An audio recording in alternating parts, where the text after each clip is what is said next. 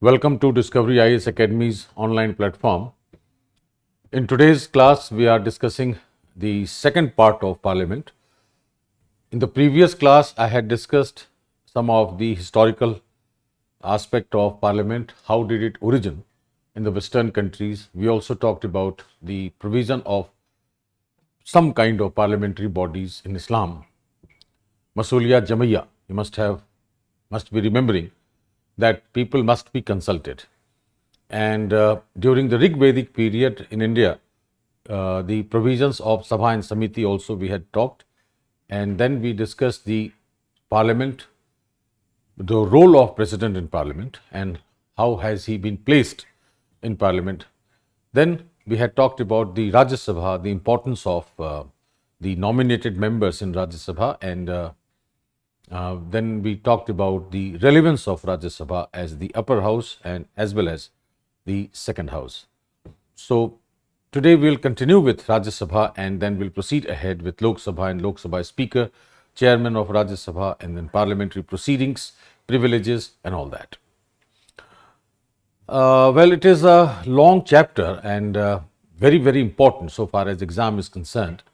So we have to concentrate on each and every aspect and we cannot neglect the various aspects as provided from Article 79 to 122. So let's start with Rajya Sabha, and relevance we have already discussed, membership we have discussed. Few more information you need to know about the Rajya Sabha. For example, Rajya Sabha is also called Council of States. In fact, originally it was called Council of States, but on 23rd of August 1954, it was renamed as Rajya Sabha. So the first point what we have to write is that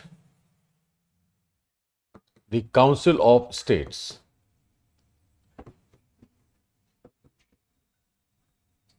renamed as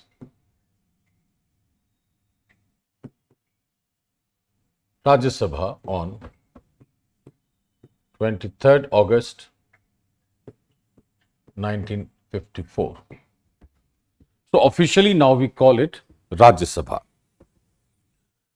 We know that it is the upper house from a structural viewpoint because that represents the states, and without states the union does not have its relevance. In other words, we can say that if the states are absent, then the union's existence is questioned. That's why under Article 83, Clause 1, Rajya Sabha has been made a permanent house and it is provided that the Rajya Sabha shall not be subject to dissolution. So far as its constitution is concerned, since it is a permanent house, so 1/3 of its members retire every 2 years, and to make it a cyclical concept or to make it a cycle of retirement and election of members to Rajya Sabha, there was reduction in the term of members when it was first constituted. So the first of all, the Rajya Sabha was elected and constituted on 3rd of April 1952. First elected and constituted on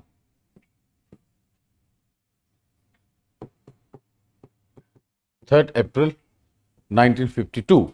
So obviously the term of office was 6 years, but in order to, as I said, in order to make it or bring it in a cyclical form, the term of office of the members was reduced for some of the members.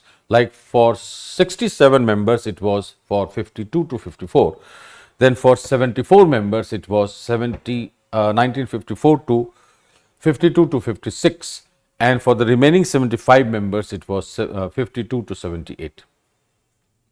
So 67 members term was reduced to 2 years.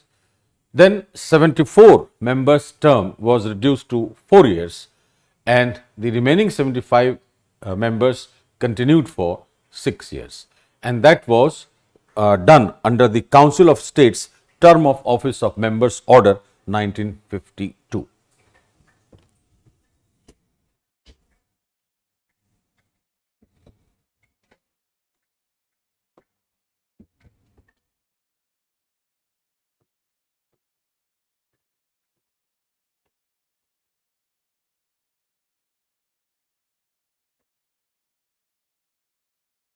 Term of office of members,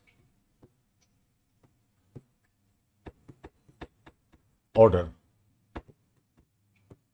1952. Reduce the term of office of members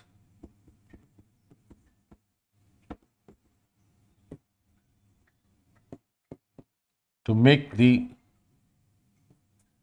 cyclical system of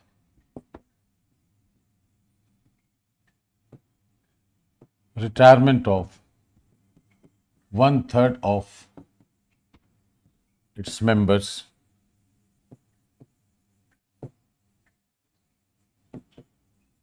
every 2 years as follows.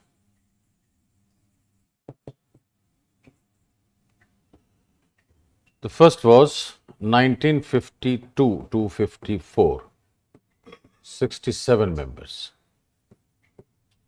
Then 1952 to 56, 74 members.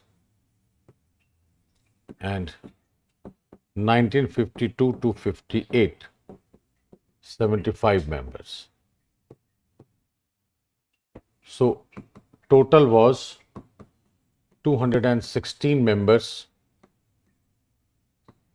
including 12 nominated ones.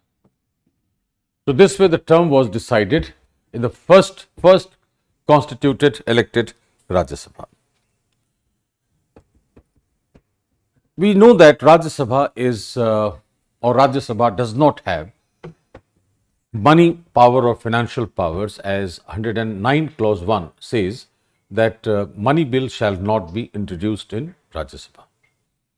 At the same time, the residuary powers have been given to the Union, and demand for grants is also to be introduced in Lok Sabha only on recommendation of the President. So it appears that Rajya Sabha is less powerful, but it is not a fact.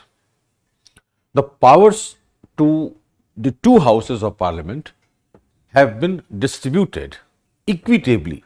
It means as per the need or as per the requirements of the powers of these two houses, the powers have been distributed.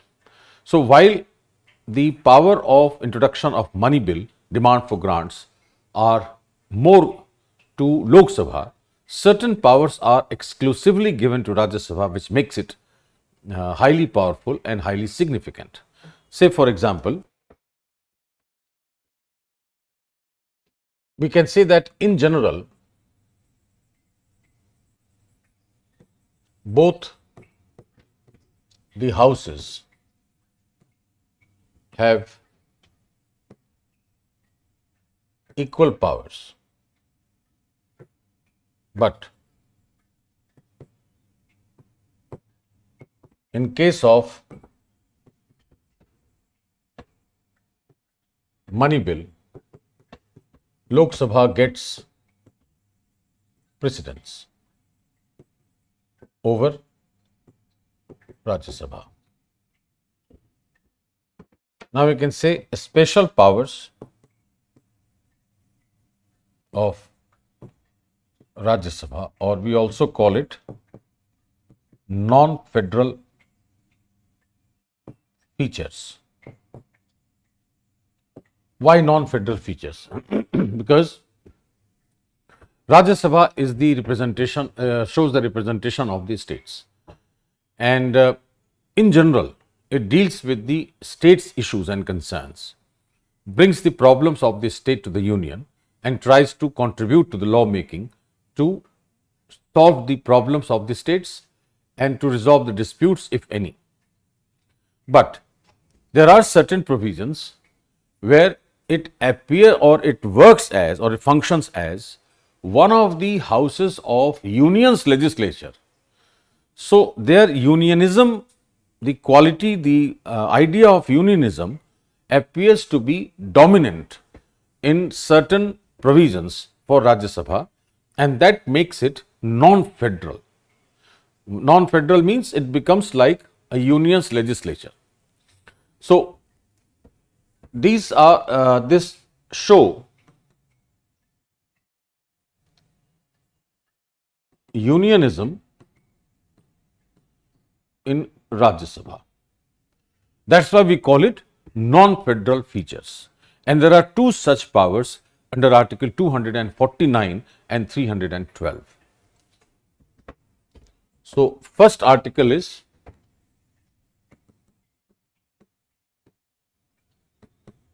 the Rajya Sabha passes a resolution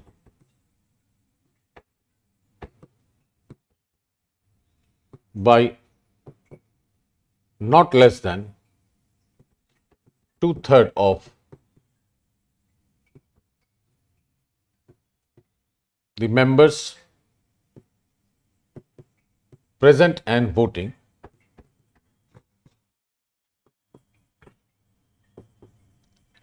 to declare a state subject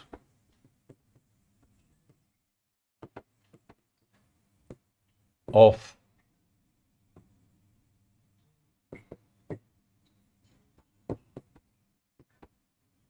national importance. This gives or this empowers Parliament,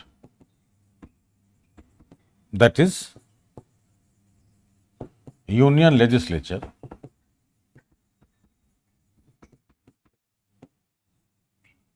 to make law on that subject. That's why it is called non-federal feature. So, Rajya Sabha will pass a resolution by 2/3 majority of the members present and voting, and will declare any of the state subjects of national importance. Once it is of national importance, then the Union Legislature gets the power to make law on that. So, Rajya Sabha contributes to the Union's empowerment for making law on a state subject by declaring it of national importance. Now, once the law is made based on that, then that law should remain in force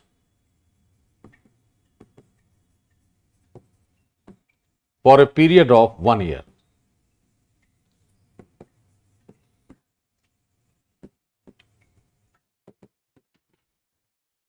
After that, what will happen? If the union wants to continue with that, means if the union wants that the law should be in force for more than a year, then the Rajya Sabha again has to pass a resolution, and then the law will continue to be in force for next 1 year. So, this way it can continue for number of years, but every time the Rajya Sabha must pass a resolution. Now, by providing this in Article 249, a very unique feature is what? That on one hand, the state's power of law making on state subjects has remained intact, means the federal feature of India's constitution have been kept intact. But at the same time, since India is a union of states, so there is a tilt towards the union, there is a bias towards the union.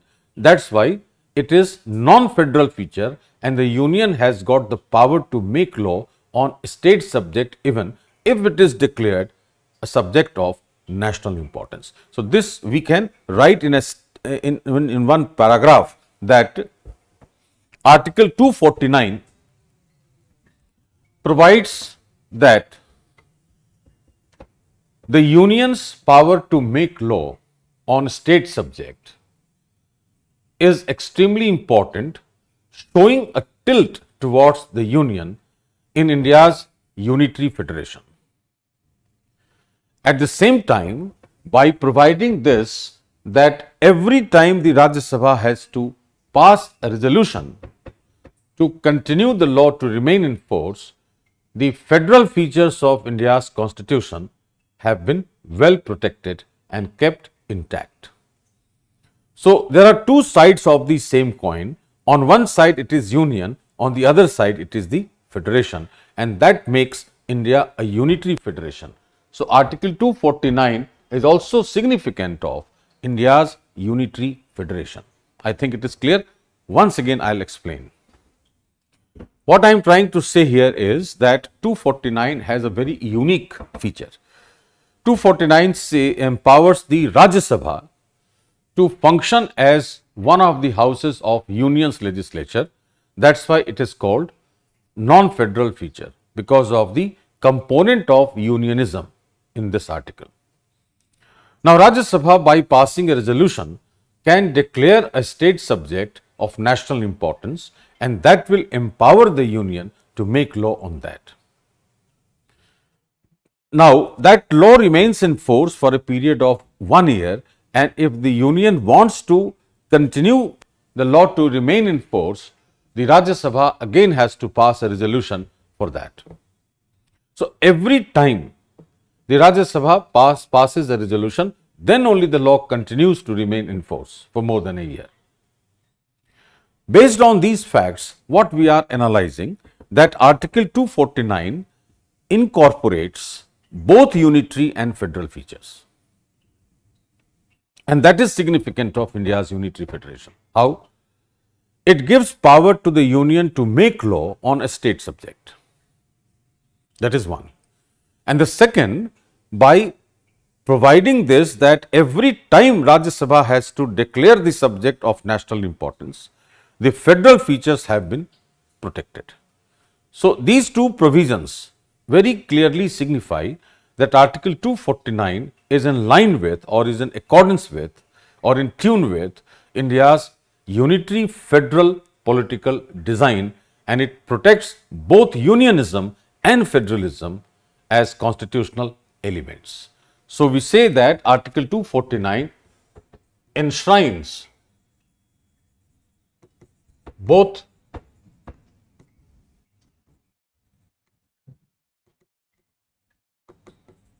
the principles of unionism and federalism. This is the uniqueness of Article 249. That is one aspect and one special power of Rajya Sabha. Similarly, in Article 312, Rajya Sabha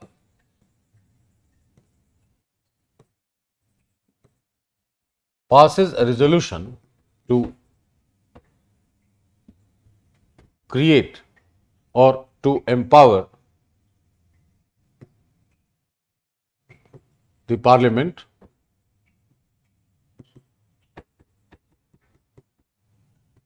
to create an All India service.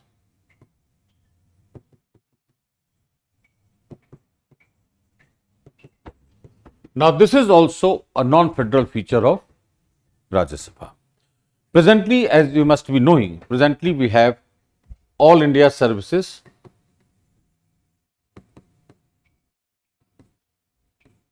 that is Indian Administrative Service, Indian Police Service and Indian Forest Service.